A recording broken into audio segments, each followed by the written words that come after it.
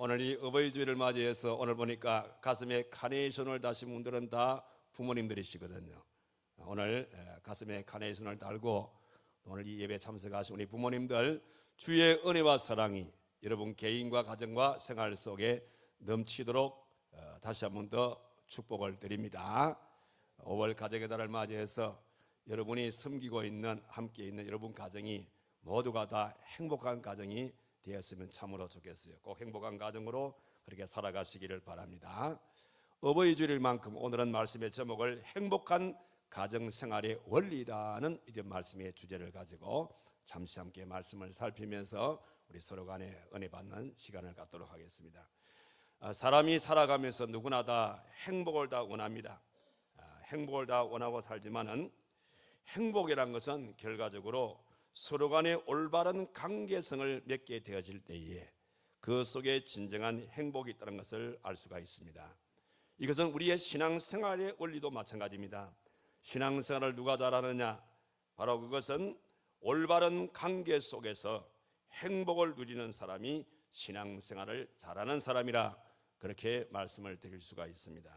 성경은 우리의 삶 속에 있어서 두 가지 관계가 참으로 중요하다는 것을 말씀해 주고 있는데, 그 첫 번째 관계는 하나님과의 관계를 말씀해 주고 또 하나의 관계는 인간과의 관계를 말씀해 주고 있습니다. 그래서 하나님과의 관계, 인간과의 관계가 원만한 관계가 이루어지게 되어질 때에 바로 그런 사람이 행복한 사람이고 그런 가정이 바로 행복한 가정이라고 말씀을 드릴 수가 있다는 것이죠.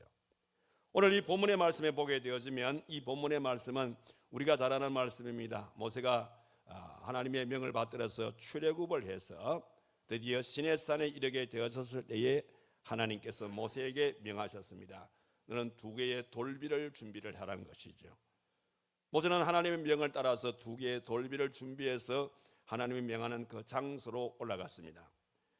그럴 때 하나님께서는 그 두 개의 돌비 가운데 첫 번째 돌비에는 우리 하나님께서 10가지 계명 가운데서 1계명부터 4계명에 이르는 말씀을 거기에 기록해 주었습니다.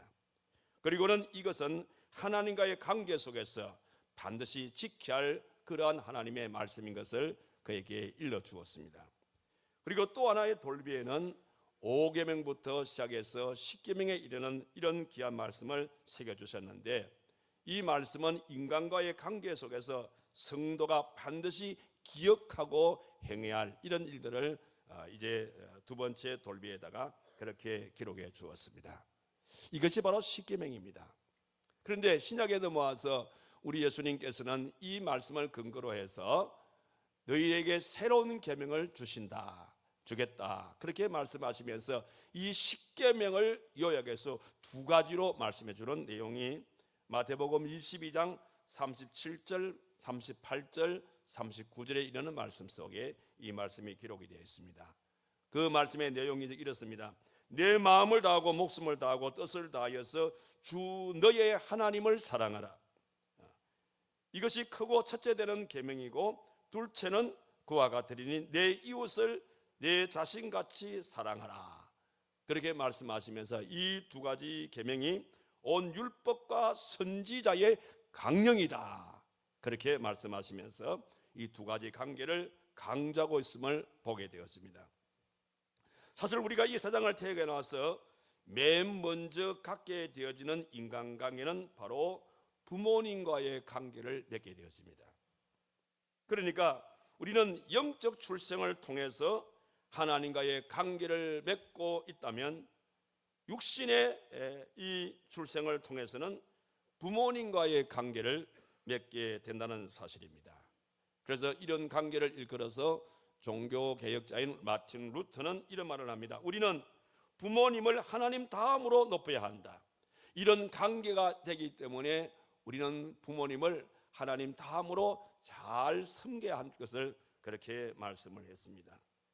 자, 그러면서 우리의 가정이 행복한 가정으로 살기를 원한다면 이 말씀의 원리를 철두철미하게 잘 지키라는 그런 말씀이 되겠습니다. 자, 그러면 우리의 가정이 행복한 가정이 될 수 있는 길이 어떤 길이 있을까? 오늘 16절의 말씀에서 말씀해 주고 있는데, 이게 보니까 너는 내 하나님 여호와께서 명령하신 대로 내 부모를 공경하라. 내 부모를 공경하라. 이렇게 말씀을 했습니다. 근데 요즘 우리 사회를 보게 되어지면 우리 자녀분들 가운데서 오늘 여기 오신 여러분들은 그런 분이 없을 것이라 믿습니다만은 요즘에 많은 자녀들이 부모님을 공경하라고 말씀을 드리는데 오히려 부모님을 공격을 하는 이런 자녀들이 없지 않아 많다는 것을 보게 되었습니다. 자, 그런데 여러분들 이 공경의 의미를 잘 아셔야 됩니다. 이 공경이란 이 말의 히브리어 원문을 보니까 카베드란 말이에요. 카베드. 이 카베드란 이 말은 카바드란 말에서 온 거예요. 이 카바드란 말은 어떤 의미의 뜻이 있느냐면은 카바드라 이 말은 아주 무겁다. 그리고 아주 고통스럽다. 이런 의미를 가진 단어가 카바드란 말입니다. 그러니까 이 카바드가 카베드란 말로 또 바뀌어지게 되어지는데 카베드라는 이 말씀 속에는 어떤 의미냐면 우리가 부모님을 공경하게 되어질 때에 그 부모님을 공경하는 정도가 우리 몸속에 있는 우리의 내장 가운데서 가장 무거운 내장, 다시 말해서 우리의 몸속에 있는 내장 가운데서 오장육부 가운데 가장 무거운 것이 있다면 그게 뭐겠어요? 바로 간이라 이 말이에요. 간이라. 그러니까 내 부모를 공경하라 이 말씀은 결과적으로 내 부모님을 내 몸속에 있는 간처럼 여기라 이런 뜻입니다. 여러분, 우리가 신체적으로 이 간이 고장이 나게 되어지면 오장육부가 다 고장나게 되어 있습니다. 그만큼 우리 몸속에 있는 육신의 건강을 위해서는 간이 고장이 나면 안 됩니다. 마찬가지로 우리의 가정사도 마찬가지입니다. 우리의 가정이 참으로 하나님이 원하시는 행복한 가정으로 살기를 원한다면 우리 자녀분들이 우리 부모님을 간처럼 여기는 이런 마음이 반드시 필요하다는 것을 잊지 마시기를 바랍니다. 사실 사람이나 이 짐승이나 할 것 없이 새끼를 사랑하는 것은 어떤 면에서 그게 본능이라 볼 수 있습니다. 여러분, 말 못하는 짐승들로 보게 되면 본능적으로 새끼를 사랑합니다. 자, 예를 들어 볼까요? 여러분들 펠리컨이라는 새 아시죠? 펠리컨. 이 펠리컨이라는 새는 이렇게 이 불이 모여 여기가 이렇게 주머니처럼 되어 있습니다. 요 부분에 위가 있습니다. 그래서 이 펠리컨이라는 이 새는요, 이 고기를 많이 먹어가지고 그 다음에 요 위 부분이 여기 있으니까 그 먹이를 자기 요 불이 여기 주머니에다가 다 보관을 합니다. 왜 보관하시는지 알겠어요? 바로 그것은 자기 새끼에게 먹이를 주기 위해서. 그래서 꿀꺽 삼키지 아니하고 이렇게 보관하고 있다가 새끼가 막 먹이를 달라고 막 이렇게 하게 되어지면 자기 입을 벌리게 되어지고 새끼들은 엄마의 이 입안에 있는 그 먹이를 먹게 됩니다. 이게 새끼를 사랑하는 엄마의 본능인 거예요. 여러분, 페리칸만 그런 게 아니에요. 여러분들 이 펭귄이라는 새 아시죠? 주로 이 북극에 사는 이 펭귄이라는 새가, 이 펭귄이라는 새의 새끼가 태어납니다. 그러면 그 얼음, 그 추운 지방이니까 이게 발이 이렇게 얇아요. 얇으니까 이게 얇은 발이 이 얼음에 이렇게 밟게 되어지면 굉장히 찹잖아요. 그러니까 이 엄마의 아빠 펭귄이 그 어린 펭귄을 자기 이 발등 위에다 올려놓습니다.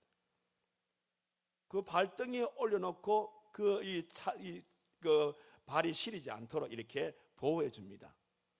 그리고 이 북극이니까 굉장히 춥잖아요.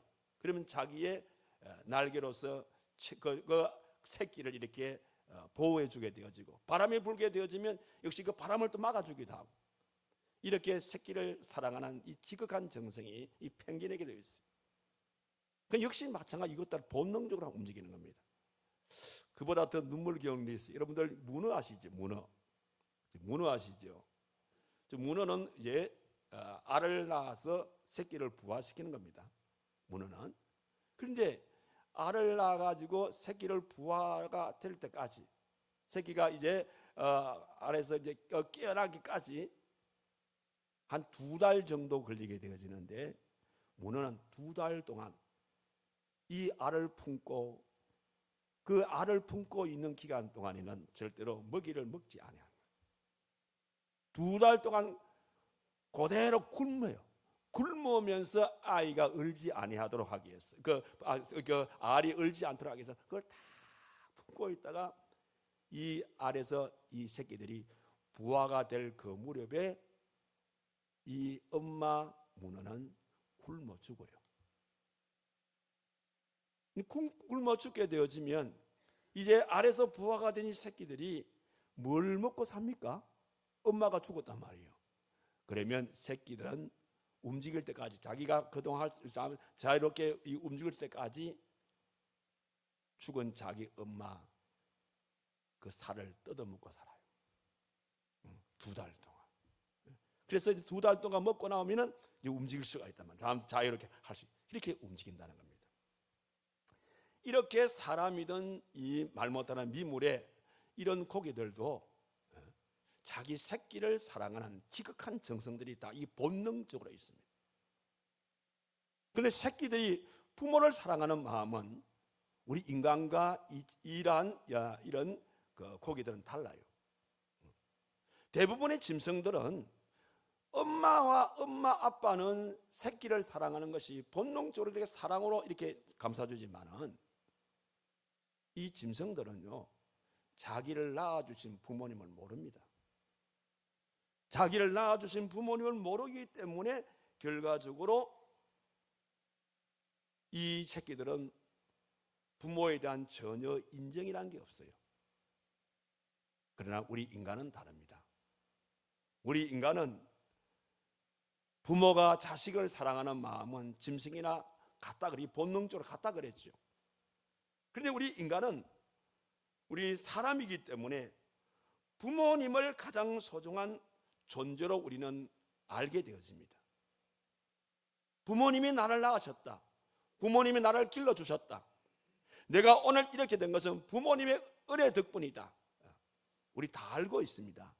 알기 때문에 우리는 그 부모란 존재를 알기 때문에 우리는 그 부모란 존재의 가치를 역시 마찬가지로 우리는 또 알게 되어지고, 그러면서 우리는 그 부모님에게 공경할 수 있는 그런 마음을 갖게 되는 겁니다. 오늘 하나님께서 인간에게 주시는 이 첫 번째 계명인 가운데 내 부모를 공경하라, 이 말씀은 이런 연유에서 바로 내 부모를 네 몸속에 있는 간처럼 여겨라, 그렇게 이 말씀을 하게 되어지는데, 이렇게 말씀하게 된 몇 가지 이유가 있습니다. 그 첫 번째 이유가 무엇인가 하면 이것은 하나님의 명령입니다. 여러분, 이 말씀 보게 되어진 보세요.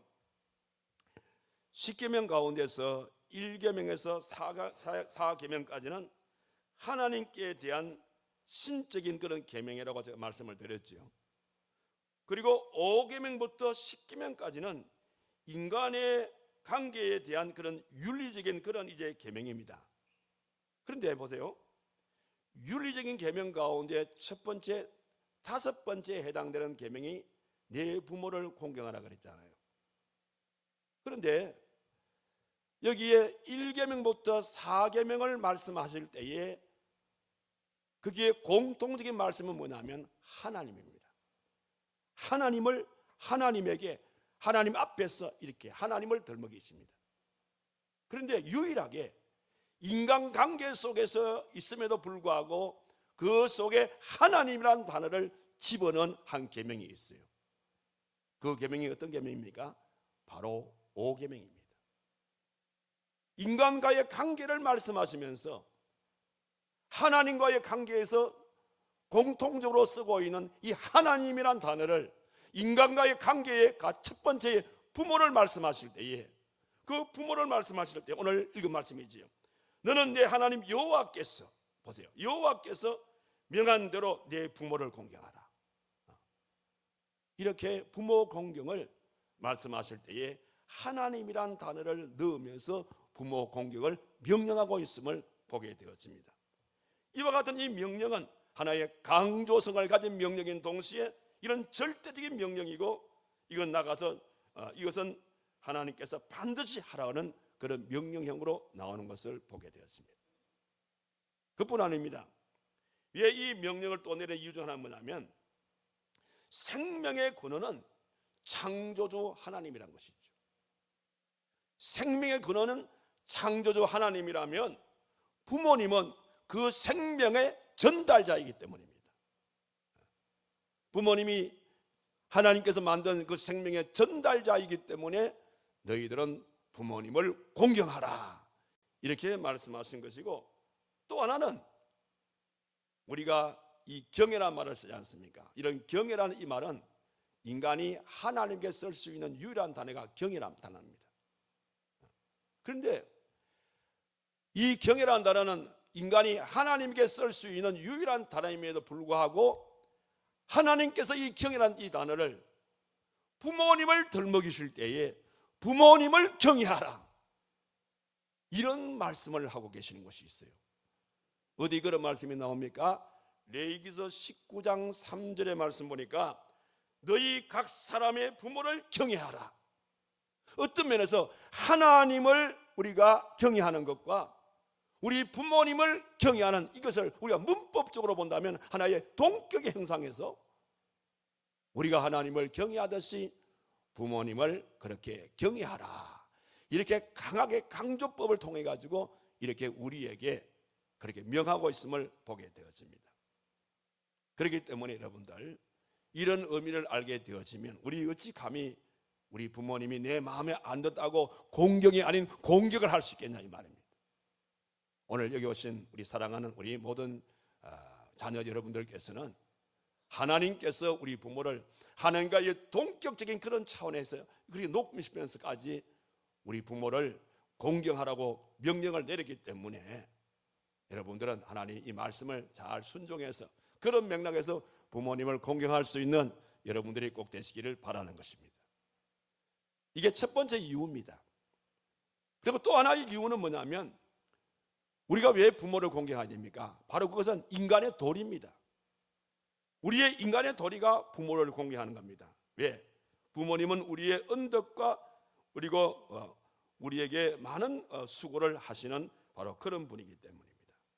그래서 어떤 분이 그런 말씀을 했습니다. 인간은 효도의 동물이다. 우리 인간이 효도의 동물이다, 그렇게 말했어요. 그래서 효도할 줄 모르게 되어지면 바로 그들은 저주를 받게 될 것이다, 이렇게 아주 엄한 그런 말씀을 하셨어요. 어디 그런 말씀이 나옵니까? 신명기 27장 16절의 말씀 보니까 그 부모를 경홀히 여기는 자는 저주를 받으리라. 이 경홀이라는 것은 바로 업신여긴다, 그런 의미겠죠. 부모님을 업신여기는 자는 저주를 받으리라, 이렇게 말씀하셨고, 또 잠언서 30장 17절의 말씀 보니까 아비를 조롱하며 엄히 순종하기를 싫어하는 자의 눈을 골짜기의 가마귀에게 쪼이고 독수리 새끼에게 먹히리라, 그렇게 말씀을 하셨어요. 공자성생도 그런 말을 합니다. 우리 인간이 짓는 죄가 약 3천여 가지가 있는데, 공자 말입니다. 그 3천여 가지 가운데서 죄 중에 가장 큰 죄는 뭐냐?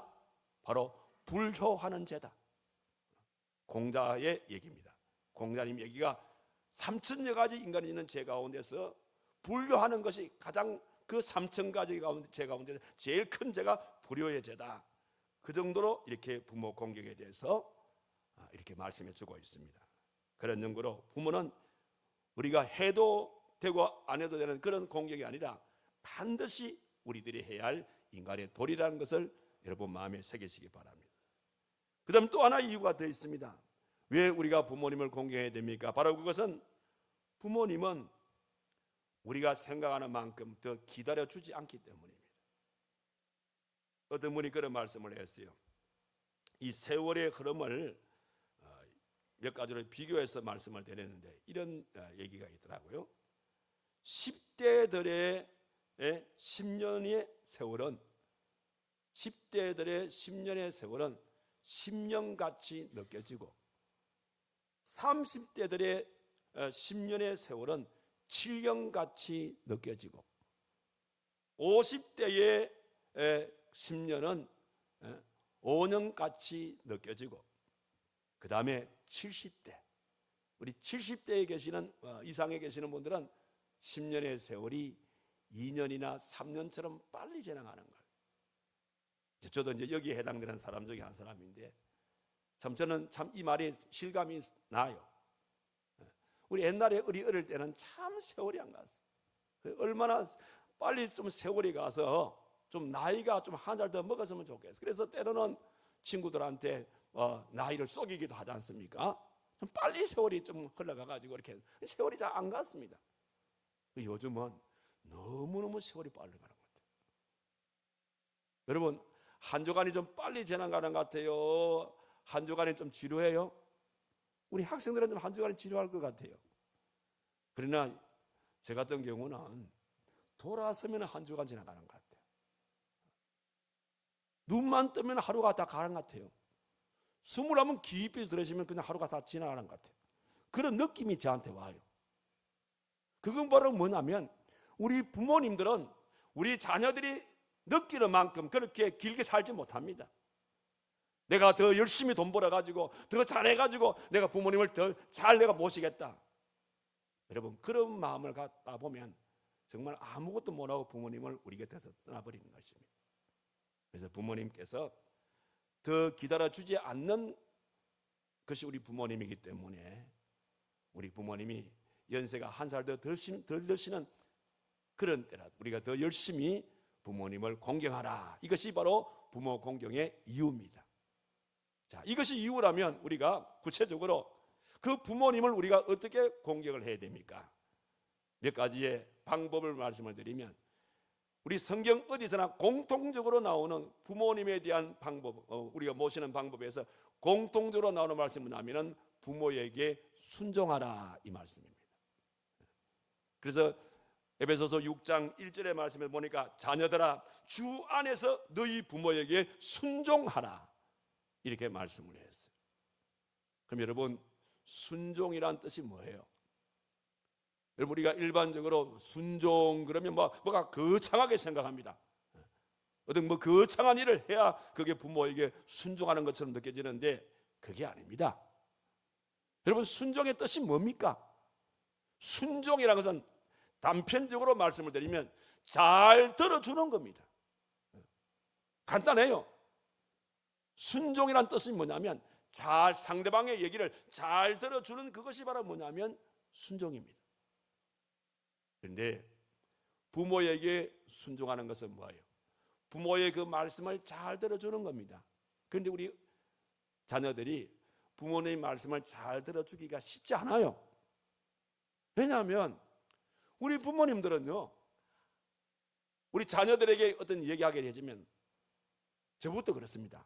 한 소리 또 하고 한 소리 또 하고 또 한 소리 또 하고 합니다. 어제 한 소리 또 하고 그래요. 나도 모르게 그렇게 하게 되더라고. 그러면 한 소리 또 하게 되어지면 일반적으로 자녀들의 반응은 뭡니까? 아버지요 어제 또 한 얘기 같지 않습니까? 두 번만 더 들으면 이제 100번 듣습니다. 이런 식으로 은근슬쩍에 이 핀자를 주는 거예요. 그런데 나이가 들면 들수록요 눈치만 남습니다. 여러분 한의사의 얘기를 제가 들어보니까 제가 한번 소개한 바가 있는데 우리가 우리가 힘을 내는 이 원동력이 어디 나오냐면 한의사에서는 그걸 양기라 그래요. 양기. 우리 힘이 어디서 양기에서 힘이 난다. 그러면 10대 아이들의 양기는 어디 모여 있다 생각합니까? 우리 10대 아이들의 양기는 다 발에 모여 있어. 발에. 그러니까 이 10대 아이들은 하루 종일 뛰어다녀도 자고 나면 금방 회복됩니다. 우리는 어떻습니까? 여러분 하루 종일 뛰는 것 아니라 자다가 우리 그 초등학교 우리 아이들 운동회 할 때에 호출 경기 있잖아요. 그래가지고 아이 손자가 한번 100m 한번 뛰고 나면 일주일간 몸살합니다. 이게 우리는 양기가 다리에 있는 게 아니에요. 그래서 10대 아이들의 양기가 다리에 모여 있기 때문에 10대 아이들은 금방 회복이 되는 겁니다. 그러다가 20대 30대가 되어지면 양기가 발에서 점점 무릎으로 올라옵니다. 그러다가 작년 이 30, 40대, 50대의 그 연령에 해당되면 양기가 어디로 모이냐면 이 허리로 모입니다. 허리로 모여요. 그래서 이 장년층에 계신 분들, 40대, 50대 층에 계신 분들이 제일 자신 있는 곳이 어디냐? 허리입니다. 허리. 3, 4, 50대까지 허리가 제일 자신이 있습니다. 제가 한번 우리 총회일로 대구에 모임이 있어서 대구로 가는데, 요 대구로 올라가다 보면 그 칠서 휴게소가 있어요. 칠서 맞죠? 칠서 휴게소였는데, 이제 휴게소에 가서 이제 조금 뭐 화장실도 갔다 오고 이제 이러는데, 화장실에 갔다 나오는데 밖에서 어떤 아저씨 두 사람이 싸움이 붙은 거야. 한 사람은 몸집이 좀 뚱뚱하면서 키가 적고, 한쪽 몸이 호리호리하면서 키가 큰 사람이 둘이서 싸움이 붙은 거라. 처음에 그냥 뭐 이렇게 하더니 그냥 점점 이게 강도가 세지고 하더니 나중에 막 입에 막 10원짜리 5원짜리 막 써가면서 막 싸우더라고. 그러다가 나중에 막 이 몸이 약간 체격이 좀 적으면서 몸이 뚱뚱하면 화가 잔뜩 났어. 나더니 우통을 탁 벗더니, 그 다음에 이 또래를 확 끄돌더니, 그 다음에 배를 딱 내밀더니 배째라 막 이러더라고. 막 그래가지고 막 싸우더라고. 저는 알지요. 양기가 이 배에 이 허리 쪽에 있으니까 여기 제일 자신 있는 겁니다. 그러다가 이제 나이가 60쯤 되면 양기가 어디로 모이냐면 올라가가지고 입으로 모입니다. 그러니까 우리 60대 우리 그 할아버지 할머니 뭐 70대쯤 되면은 같이 얘기를 하다가 한번 어느 분이 한번 말문이 딱 열리면요, 브레이크가 안 잡힙니다. 혼자서 자기가 그러면 옆에서 야 나도 좀 말 좀 하자. 덜 끝났다 막 싸워요. 이게 우리 어른들의 생활입니다. 그래서 말수가 많으니까 우리 자녀들이 양기가 입에 모여서 그렇구나 하고 이해하고, 그래서 여러분들이 순종이라는 것 말을 들어주면 되는 겁니다. 어제 한 말이라도 그랬습니까? 그랬군요. 여러분들 우리 말씀을 하셔야 이거 말씀하다가 생각이 납니다. 이거 한 얘기지. 네. 그런데 자녀가 그랬습니까? 처음 듣는 것처럼 그랬군요. 큰일 날 뻔했네요. 잘하셨습니다. 이랬으면 그 말 한마디 때문에 우리 아이들이 참 내한테 참 지극정성으로 내한테 잘 대해주는구나 이렇게 느낀다는 거예요.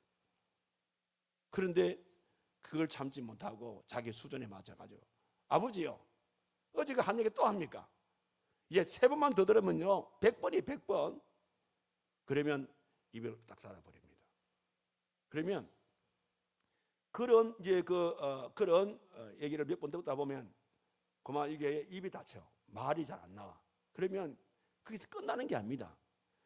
입에 모였던 양기가 어디로 올라가냐면 눈으로 올라갑니다. 눈으로 올라가. 그때보다 자식 눈치를 살살 봅니다. 눈치를 살살 본다.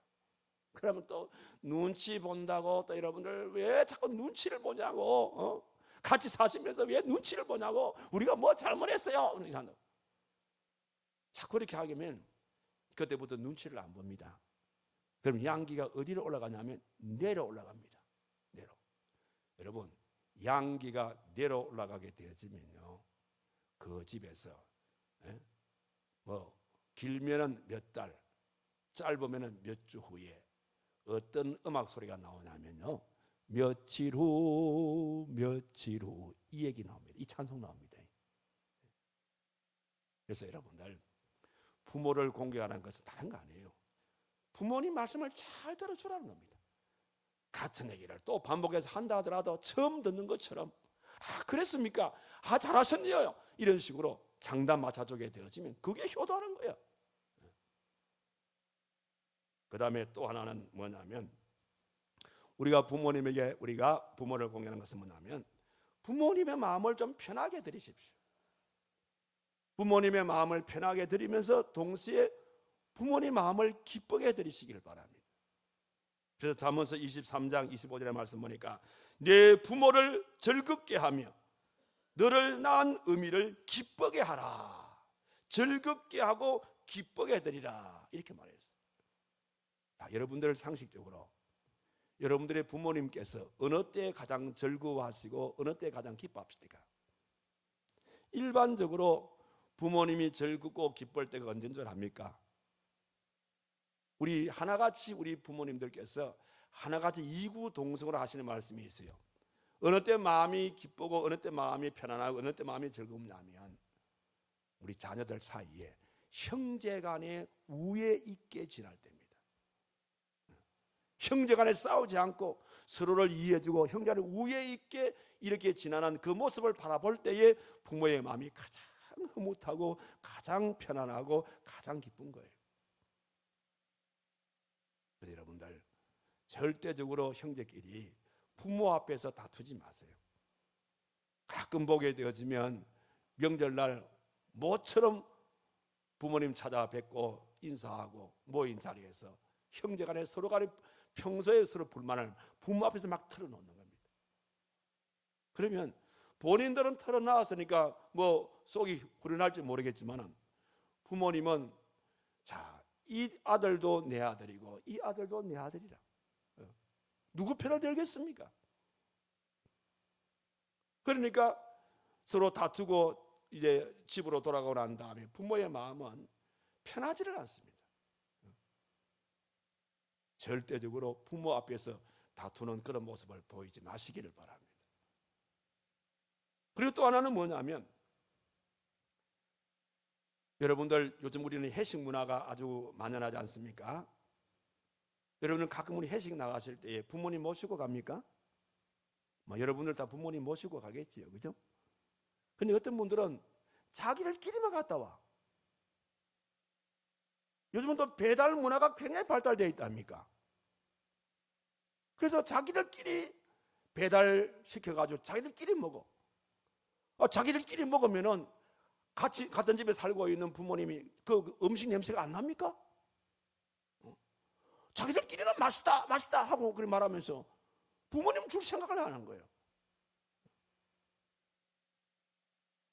이거는 제가 에피소드인데 제가 참 그 개척을 할 때 참 어려울 때였어요. 어려울 때에 이제 웃자다가 이제 뭐 고기를 먹을 일이 뭐 어떤 우리가 이제 그 고기를 먹을 일이 생기게 되면 특히 이제 이게 우리 바다에서는 이렇게 있잖아, 뭐 조기라든지 이게 이제 뭐 선물이 들어올 때가 있단 말이에요. 그럼 우리 아이들이 고기를 못 먹다 고기를 보면 얼마나 먹고 싶겠어요. 그래서 제가 그 아이들한테 중간에 이제 머리 부분은 떼내고 살 부분만 아이들 다 이렇게 골라가지고 줬어요. 그러니까 나중에 아이들이 크고 난 다음에 우리 아버지는 몸뚱이는 싫어하고 머리만 좋아하시는구나. 그래가지고 먹을 때 보면 몸뚱이는 저거 다 먹고 머리만 날 주는 기라. 자기가 생각할 때는 아버지는 머리를 좋아하기 때문에 자기는 효도는 마음을 주는데 사실은 그게 아니지 않습니까? 그래가지고 한번 웃고 그랬는데 이게 자식과 부모의 마음인 것입니다. 그래서 여러분들 우리가 여러분들 뭐 회식을 가든지 뭐 어떻게 하든지 간에 꼭 부모님이 따라 안 가신다 하더라도 말이라도 같이 가자고 그렇게 얘기할 때에 부모는 안 먹어도 먹은 것처럼 배가 부른 거예요. 그리고 또 하나는 뭐냐면 제가 지난주 우리 목요일날 노인대학 시간에 이제 제가 어버이날 지난 날이지 않습니까? 그걸 물어봤어요. 어르신 여러분들 이 어버이날을 맞이할 때에 제일 받고 싶은 선물이 뭡니까? 이래 물으니까 이런저런 얘기가 나오는데 공통적으로 큰 소리로 이거 받고 싶어요 한 얘기가 나왔어요. 뭔 줄 아세요? 용돈이에요. 용돈. 용돈 받고 싶어요 이러더라고요. 여러분들 어버이날 우리 여러분들 부모님 살아계신 그 부모님이 살아계신 분들이 계시면 여러분들 용돈 드렸습니까? 그래가지고 직국에 물었어요. 얼마 줍니까? 물었어요. 어떤 분은 20만 원, 어떤 분은 30만 원, 대부분 20만 원이 많대 보니까 50만 원 이상은 없어요. 그런데 부모님들이 그 뭐 자식들 여러분들 키운 그 값에 비하면 그게 뭐 그 돈이라 할 수 있습니까? 그래서 자녀들이 아버지, 어머니를 생각하면서 작은 돈이지만은 그래서 용돈을 줄 때 그때 참 마음이 기쁘고 마음이 즐겁더라, 그렇게 얘기를 합니다. 혹시 지난 우리 어버이날 여러분들 미처 부모님에게 용돈 드리지 못한 그런 자녀가 계시면 오늘 집에 돌아가서 여러분들 구자로 보내두십시오. 최소한 20만 원 이상 보내주십시오. 예, 친구들하고 다 서로 얘기합니다. 너 얼마 주더노? 너 얼마 주더노? 그게 자식의 평가가 되더라고 보니까요. 꼭 그래 하시길 바랍니다. 그 다음에 또 하나는 뭐냐면요, 우리 부모님들의 황혼을 아름답게 보내실 수 있도록 꼭 그렇게 하시기 바랍니다. 자, 어느 사진 작가의 얘기입니다. 사진 작가가 아침 동력에 해 뜨는 그 사진을 여러 커트를 찍었어요. 그리고 또 하루가 지난 이제 해가 질 무렵에 그 서산으로 해가 이제 그 기우는 이 황혼 그 시간에 역시 마찬가지로 또 사진을 많이 찍었습니다. 그런데 동력에 찍을 지금 저기에 그림상에는 좀 확연하게 표가 나지만은 여러 카트를 찍었어요. 해 뜰 때와 해 질 때의 사진을 여러 카트를 찍어가지고 그걸 막 섞어놨어요. 이 사진 작가 얘기입니다. 막 섞어놨고 난 다음에 어느 것이 해 뜰 때 사진이고 어느 것이 해 질 때 사진이냐, 이걸 구분시켜 하라고 하면 거의 다 구분을 못 한답니다. 왜냐하면 해 뜰 때의 그 아름다움과 해 질 때의 그 아름다움이 거의 비슷하답니다. 여러분, 우리가 하루를 얘기할 때에 어느 시간부터 어느 시간까지를 하루로 말하죠? 해 뜰 때부터 해 질 때까지지. 이게 우리 인생입니다. 여러분, 이 아이가 이 땅에 태어나게 되어질 때에 그 아이가 얼마나 아름답습니까? 얼마나 귀엽습니까?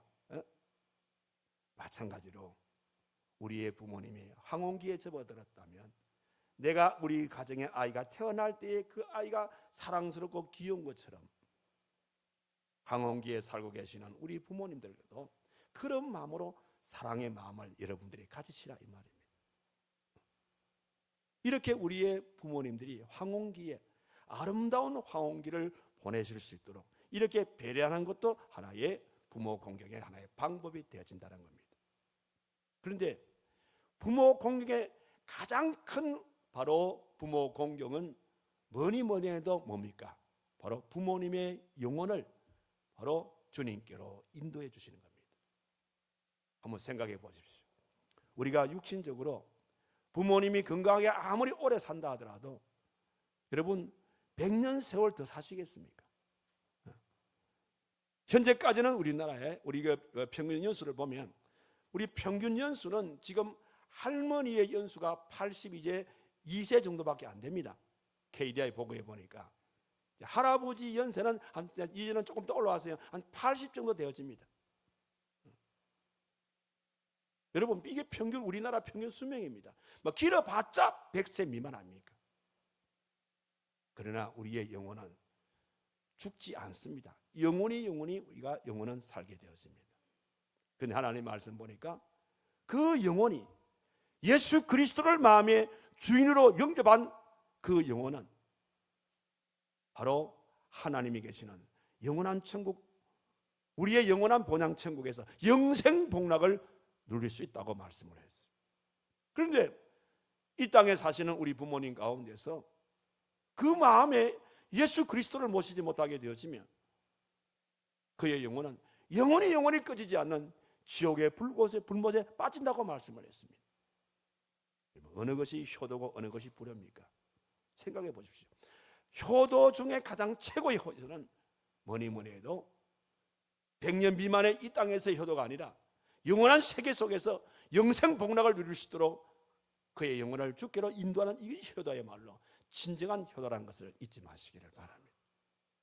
자, 그런 맥락에서 볼 때에 지금 여러분들의 부모님은 예수 안에 계십니까? 예수님 밖에 계십니까? 제가 지난주에도 여러분 자녀를 말할 때에 여러분 자녀가 예수님 안에 계십니까? 여러분 예수님 밖에 있냐고 마찬가지로 여러분 부모 역시 마찬가지로 여러분의 부모가 예수님 안에 계십니까? 아니면 예수님 밖에 계십니까? 만약에 여러분의 부모님이 아직껏 예수님 밖에 계시는 부모가 있으면 진정한 효도는 그 부모님을 예수님 안으로 모시는 것이, 그래서 주 안에서, 오늘 말씀도 주 안에서 내 부모를 공경하라 하지 않습니까?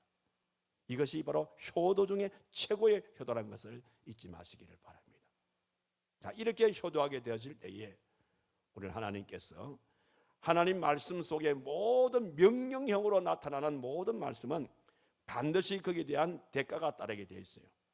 명령을 잘 지키게 되어지면 축복으로 결과가 나타나고, 명령했음에도 불구하고 불복종하게 되어지면 그거는 바로 응분의 대가로 나타나는 것이 하나님 말씀의 공통점인 것입니다. 그러면 내 부모를 공경하라, 이거는 절대 명령이라고 말씀을 드렸죠. 그래서 절대 명령에 우리가 잘 따르게 되어지면, 오늘 성경은 뭐라 그랬습니까? 네가 이 땅에서 잘 되고 땅에서 장수하리라 그랬어요. 부모님을 잘 모시는 그것이 우리 모두가 이 땅에서 잘 되는 비결인 것입니다. 여러분, 우리 성경에도 그런 분 많지 않습니까? 부모님 잘 모심으로써 큰 복을 받아가는 사람 있지 않습니까? 누굽니까? 이삭이라든지 요셉이라든지, 그 다음에 룻이라든지, 이런 분들은 부모님 잘 모심으로써 큰 복을 받았어요.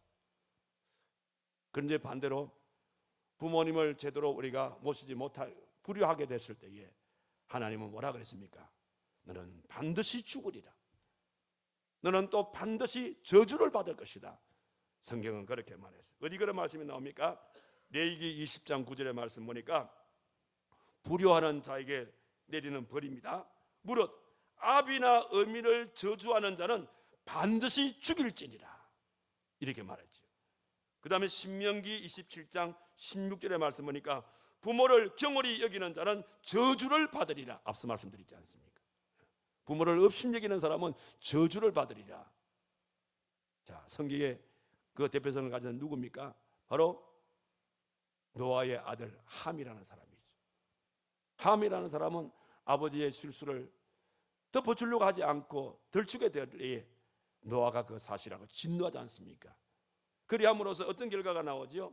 함은 자기 동생 셈의 종이 되어지는 그런 결과가 나오게 되어졌고, 또 엘리 제사장의 두 아들 홈리와 비나스는 아버지의 명을 거역함으로써 결국은 죽음을 당하게 되어지는 그런 결과가 나온 것을 볼 수가 있습니다. 그런 연고로 오늘 어버이 주일을 맞이해서 성경적인 우리의 하나님의 말씀은 바로 내 부모를 주 안에서 공경하는 것입니다. 그래서 이 말씀에 잘 순종해서 주 안에서 부모를 공경해서 부모를 공경하는 자에게 허락하시는, 너가 이 땅에서 잘 되어지고 장수의 복을 주겠다고 하시는데, 이 복을 누리면서 그렇게 살아가시는 저와 여러분 되기를 주님의 이름으로 축원합니다. 기도하겠습니다.